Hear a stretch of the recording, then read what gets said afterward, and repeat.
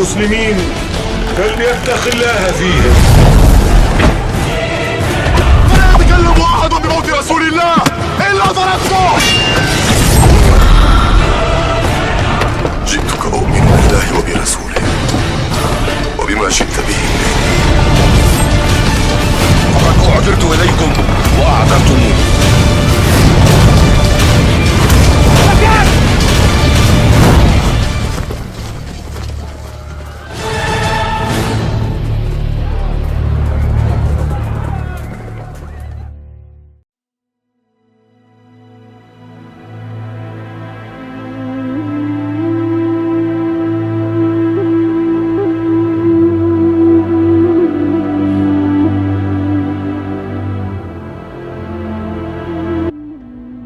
Assalamualaikum warahmatullahi wabarakatuh. Wahai sahabatku, semoga sahabatku dalam kondisi sehat walafiat di bawah lindungan dari Allah Subhanahu wa Ta'ala. Pada kesempatan kita kali ini, kita akan membahas filosof muslim pertama yang dikenal dalam dunia Islam, yang dinamai atau yang disebut dengan Al-Kindi. Al-Kindi dikenal dalam kajian-kajian filsafat Islam, dalam buku-buku filsafat Islam selalu ditulis pertama. Siapa Al-Kindi itu? Al-Kindi nama lengkapnya adalah Abu Yusuf Ya'qub bin Ishaq Al-Kindi. Nama Al-Kindi itu merujuk kepada tempat tinggalnya, yaitu di Kindah, daerah Yaman. Beliau sebenarnya lahir di Kufah, tapi kemudian menetap di Kindah, di daerah Yaman. Karena itulah dia dikenal sebagai Al-Kindi, yang merujuk kepada daerah tempat di mana dia tinggal. Beliau lahir pada tahun 801 Masehi dan meninggal pada tahun 873 Masehi. Abu Yusuf Ya'qub bin Ishaq Al-Kindi. Beliau termasuk dari keluarga yang terpandang karena orang tuanya, ayahnya adalah gubernur di Basrah, salah satu gubernur pada masa pemerintahan Al-Mahdi, pada masa Khalifah Abbasiyah, dan juga pada Harun Ar-Rasyid. Karena itulah maka Al-Kindi kira-kira sampai umur 9 tahun masih mengalami pemerintahan Harun Ar-Rasyid, kemudian perpindahan masa Al-Ma'mun dan juga masa Mu'tasim. Jadi pada masa pemerintahan Mu'tasim inilah Al-Kindi memiliki posisi yang baik di pemerintahan, karena Al-Kindi menjadi pengajar utama bagi putra dari Mu'tasim, namanya Ahmad bin Mu'tasim. Karena posisi yang penting inilah, maka Al-Kindi bisa memanfaatkan banyak hal. Kedekatannya dengan penguasa menyebabkan dia banyak membaca buku, memiliki fasilitas, dia bisa membaca di perpustakaan, dan dia bisa memanfaatkan perpustakaan, buku-buku di sana untuk mengarang kitab, menerjemahkan dari bukan Arab menjadi berbahasa Arab dalam kajian filsafat, dan dia juga memiliki kemampuan untuk menjelaskan terminologi filsafat ke dalam bahasa Arab. Al-Kindi sekolah di Baghdad.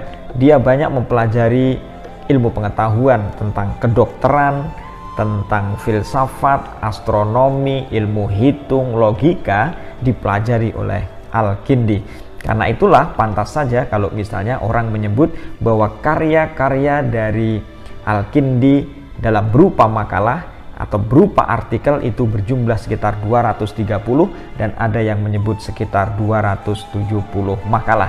Sangat banyak pada waktu itu. Kedekatan dengan penguasa, dengan pemerintahan Mu'tasim menyebabkan ia leluasa dan bebas untuk menulis dan juga mengajar, menerjemahkan buku dan lain sebagainya yang tentu yang berkaitan dengan filsafat. Al-Kindi itu memiliki berbagai pemikiran. Karena itulah kita sebelum masuk ke dalam pemikiran Al-Kindi, kita akan menjelaskan berbagai fakta tentang Al-Kindi. Al-Kindi, fakta pertama, Al-Kindi adalah termasuk tokoh atau filosof pertama yang menggabungkan antara agama dengan filsafat. Bagi Al-Kindi bahwa agama dengan filsafat adalah sama-sama untuk mencari kebenaran. Karena keduanya sama-sama mencari kebenaran, maka keduanya harus dicari dan harus dimiliki. Mengikuti apa yang dikatakan oleh Aristoteles bahwa memang belajar filsafat bukanlah sebuah keharusan, tetapi belajar filsafat tidaklah sia-sia. Kenapa demikian? Belajar filsafat bukanlah sebagai sebuah keharusan, maksudnya adalah bahwa belajar filsafat bukanlah sebagai sesuatu yang wajib. Tapi kalau misalnya seseorang mempelajari filsafat, maka dia akan menemukan banyak hal sebagai alat analisis untuk menemukan kebenaran-kebenaran ajaran agamanya melalui filsafat yang dia tahu.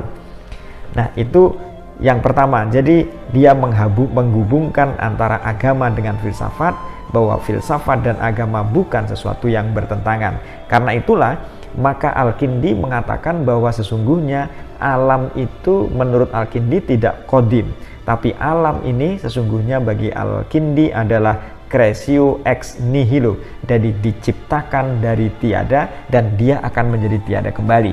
Jadi berbeda dengan filosofi yang lain, misalnya Ibnu Sina dan juga Al-Farabi sebagai pengembang dan pelanjut dari Al-Kindi yang mengatakan bahwa alam ini qadim, maka bagi Al-Kindi bahwa alam ini adalah creatio ex nihilo, persis dengan apa yang dikatakan oleh Al-Ghazali ketika dia mengkritik Ibnu Sina dan Al-Farabi, tokoh sebagai pelanjut dari Al-Kindi. Itu yang pertama. Yang kedua adalah karena Al-Kindi adalah bagian dari orang yang pertama atau filosof yang menjelaskan tentang filsafat, maka Al-Kindi tidak terlalu detail dalam menjelaskan terhadap materi-materi filsafat.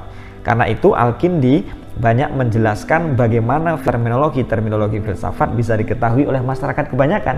Karena itulah maka terminologi seperti archism, tentang al-madah, kemudian takhayul, al-qiyas, atau silogisme itu dijelaskan oleh Al-Kindi.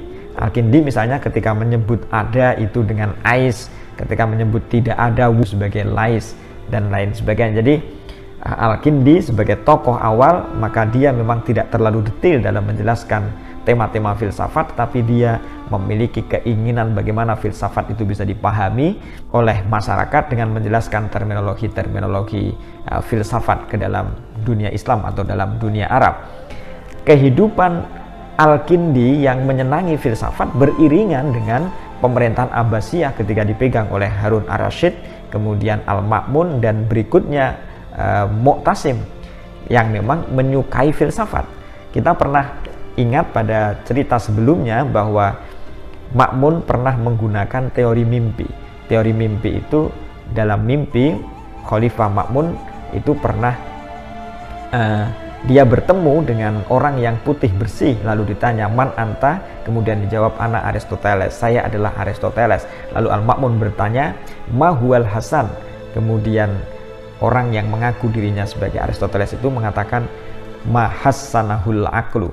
Ditanya lagi summa madza, kemudian dijawab oleh Aristoteles ma hassanahu syar'u, kemudian apa yang dibenarkan oleh syariat. Lalu ditanya lagi summa madza, dijawab oleh Aristoteles yang orang putih bersih yang mengaku namanya Aristoteles itu summa la summa, tidak ada lagi. Jadi masa pemerintahan Al-Ma'mun juga masa pemerintahan Mu'tasim adalah masa di mana mazhab Mu'tazilah itu berkembang pesat, dan berarti pula kajian-kajian filsafat sangat maju pada saat itu, dan pantas saja kalau misalnya Al-Kindi memiliki keinginan untuk menyebarkan filsafat, menerjemahkan buku-buku filsafat ke dalam dunia Arab, terutama untuk kepentingan Islam. Wahai sahabatku, itu yang kedua, fakta tentang Al-Kindi. Berikutnya kita akan menjelaskan tentang berbagai pemikiran dari Al-Kindi. Ini tentu hanya sebagian saja. Yang pertama adalah dalam bidang epistemologi. Menurut Al-Kindi bahwa pengetahuan manusia itu bisa diperoleh melalui 3 hal. Yang pertama adalah melalui indera, yang kedua adalah melalui akal, dan yang ketiga adalah melalui pancaran dari Tuhan atau iluminasi dari Tuhan.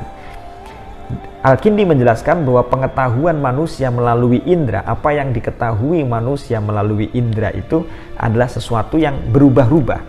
Karena apa yang kita lihat itu berubah dan bersifat parsial, tidak bersifat universal. Karena apa yang dilihat oleh indrawi itu bersifat berubah-ubah, selalu tidak universal tapi parsial, maka pengetahuan yang diperoleh oleh indera pun kadang juga berubah. Dan pengetahuan yang berubah-ubah itu tidak bisa menjadi pengetahuan yang utuh, tidak bisa menjadi pengetahuan yang real. Karena itulah maka Al-Kindi mengatakan ada pengetahuan lain yang bersifat universal, yaitu adalah pengetahuan yang diperoleh oleh rasio.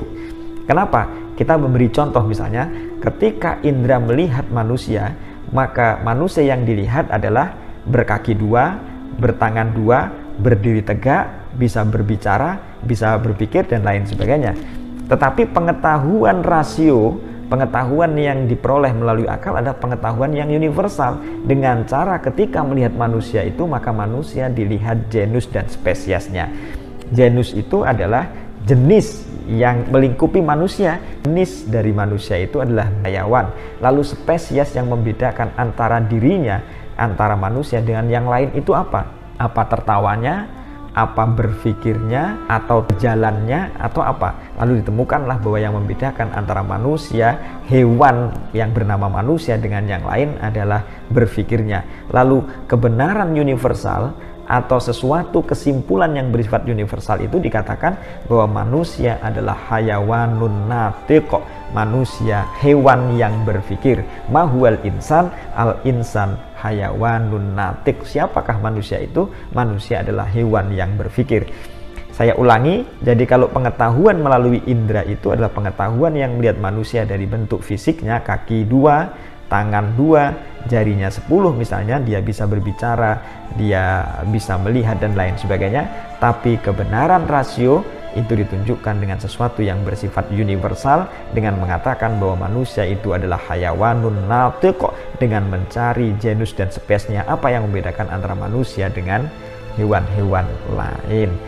Nah, pengetahuan yang ketiga adalah pengetahuan Illuminati, pengetahuan pancaran dari Tuhan yang diberi oleh Tuhan sebagaimana para nabi.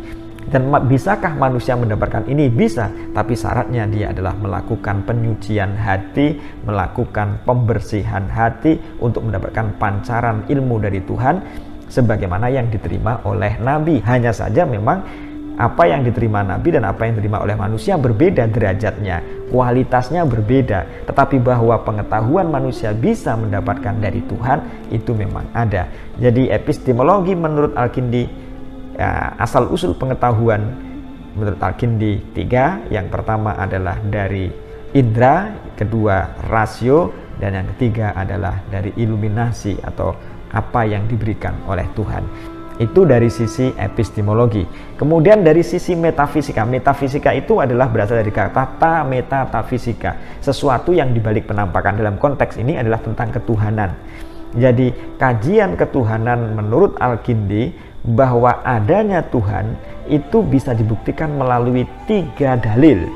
Bahwa Tuhan itu ada, Tuhan itu wajib ada berdasarkan 3 dalil. Yang pertama adalah dalil gerak, yang kedua adalah dalil keanekaragaman, dan yang ketiga adalah dalil keteraturan. Apa yang dimaksud dengan dalil pertama bahwa Tuhan wajib ada berdasarkan dalil gerak? Bahwa semua hal ini bergerak. Jadi gerakan-gerakan itu tidak mungkin tidak digerakkan oleh gerak. Karena itulah bahwa gerakan yang digerakkan oleh gerak yang sempurna itu, tentu gerakan yang sempurna itu tidak digerakkan oleh gerak apapun, harus berhenti supaya tidak berulang-ulang terus. Maka harus berhenti kepada penggerak yang tidak disebabkan oleh gerak, atau penggerak dalam bahasa Inggris disebut sebagai the unmoved mover. Tentu apa yang dilakukan oleh Al-Kindi ini banyak mengikuti pola Aristoteles yang menyebut sebagai penggerak awal, the unmoved mover. Jadi penggerak yang tidak digerakkan oleh gerak. Siapakah dia? Allah Subhanahu wa Ta'ala. Jadi Tuhan adalah penggerak alam semesta ini, tapi Tuhan, gerakannya Tuhan tidak digerakkan oleh penggerak apapun. Itu namanya argumen gerak. Jadi argumen gerak adalah argumen filsafat untuk menjelaskan bahwa Tuhan itu wajib ada.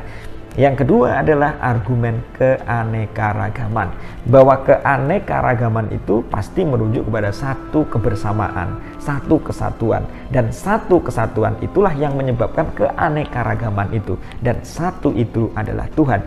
Dan semua keanekaragaman itu sesungguhnya adalah menuju kepada aspek yang satu itu, dan satu itu adalah Tuhan. Kemudian yang ketiga adalah argumen keteraturan. Bagaimana mungkin sirkualitas alam semesta, gerakan manusia yang bisa teratur, kapan tanaman bisa tumbuh pada saat yang sama, kapan misalnya pasang surut itu bisa bergerak, regularitas matahari dari timur ke barat dan lain sebagainya, matahari bergerak dari timur ke barat, regularitas terus menerus, tidak ada pertentangan antara satu dengan yang lain. Pasti keteraturan itu ditata oleh Yang Maha Kuasa, dan Yang Maha Kuasa itu pastilah yang disebut dengan Tuhan. Itulah pendapat tentang metafisika, pandangan Al-Kindi tentang Tuhan berdasarkan 3 dalil: dalil gerak, dalil keanekaragaman, dan juga dalil keteraturan yang dalam bahasa filsafat disebut juga dengan dalil teleologis. Nah, itu dalam bidang metafisika. Kemudian dalam bidang yang lain adalah bidang psikologi. Manusia itu memiliki tubuh dan memiliki jiwa, dan jiwa manusia itu terdiri dari 3 hal. Yang pertama adalah rasio, kemudian marah, dan syahwat. Jadi jiwa manusia itu ada rasio, marah, dan syahwat. Puncak dari rasio itu adalah kebijaksanaan. Karena itu usaha-usaha manusia adalah melalui jiwa itu adalah mencari kebijaksanaan. Kebijaksanaan itu tidak berat sebelah, tapi kebijaksanaan itu adalah mencari apa yang sebaiknya, bukan apa yang seharusnya, apa yang sebaiknya dilakukan. Sebaiknya begini, nah itu kebijaksanaan. Yang marah adalah nanti puncaknya adalah keberanian. Jadi marah itu dihubungkan dengan keberanian, tapi keberanian dihubungkan dengan kebijaksanaan tadi itu. Nah, syahwat, bagaimana mengatai syahwat supaya keseimbangan jiwa itu bisa serasi? Maka syahwat harus dilakukan dengan cara pengendalian diri. Karena itulah maka pandangan Al-Kindi tentang etika misalnya, bagaimana manusia itu bisa mendekati Tuhan, bagaimana bisa bertindak sebagaimana tindakan Tuhan. Jadi manusia itu secara etika menurut Al-Kindi adalah usaha untuk mencari kebahagiaan. Dan untuk mencari kebahagiaan itu, maka keterikatan terhadap benda itu harus mulai dihilangkan supaya dia bahagia. Mengutip dari pandangan Sokrates misalnya, ketika orang bertanya kepada Sokrates, "Wahai Sokrates, kenapa engkau itu selalu bahagia?" Jawabnya adalah, "Saya tidak merasa kehilangan ketika misalnya sesuatu hilang pada diri saya." Jadi dia tidak memiliki keterikatan. Hati yang tidak memiliki keterikatan kepada benda, kepada duniawi, maka dia akan menjadi orang yang bahagia. Dan pandangan psikologi dari Al-Kindi menjelaskan bahwa ketika jiwa manusia itu bersih, maka setelah kematian jiwa itu akan menemui Tuhannya dengan jiwa yang tenang, dia akan mengalami kebahagiaan. Itulah kajian filsafat. Jadi filsafat sebenarnya tidak hanya membahas tentang aspek-aspek yang bersifat fisika, apa yang tampak, tapi juga filsafat membahas tentang metafisika, metafisika. Hai sahabatku, ini sekilas tentang Al-Kindi. Semoga bisa memberi pemahaman kita walaupun hanya sedikit ini sebagai pengantar. Demikian, wallahu a'lam bishawab. Assalamualaikum warahmatullahi wabarakatuh.